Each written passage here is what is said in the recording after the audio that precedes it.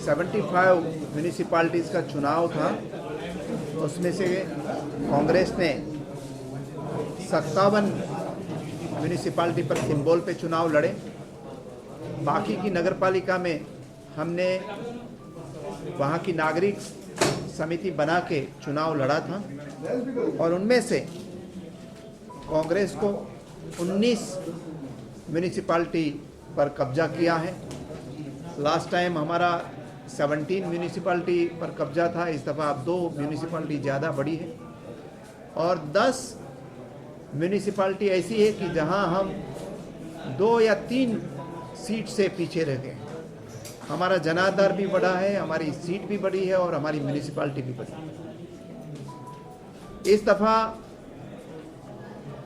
Bharatiya Janata party ने EVM electronic voting machine से के साथ छेड़छाड़ की है, ऐसी भारी मात्रा में कंप्लेंट आई थी। और उसके पहले की जितना भी चुनाव हुआ उस समय भी ये इलेक्ट्रॉनिक वोटिंग मशीन के साथ नरेंद्र मोदी की सरकार छेड़खानी करती है और उसमें छेड़खानी करके वो जीतते हैं, ऐसा आरोप बार बार लगाया गया और उस पर शंका भी व्यक्त की गई। इस दफ़ा बचाव जो म्यूनिसिपैलिटी है उसमें ये जो इलेक्ट्रॉनिक वोटिंग मशीन के साथ छेड़छाड़ करने की जो कोशिश हुई उससे प्रूव हो गया है। वहाँ बचाव में रात को 9 बजे के बाद इलेक्ट्रॉनिक वोटिंग मशीन का जो रिसीविंग सेंटर थे वहाँ जो मशीन आए उनमें से 14 मशीन पर सील उन्होंने तोड़ा गया, तोड़ के छेड़छाड़ करने की कोशिश की गई।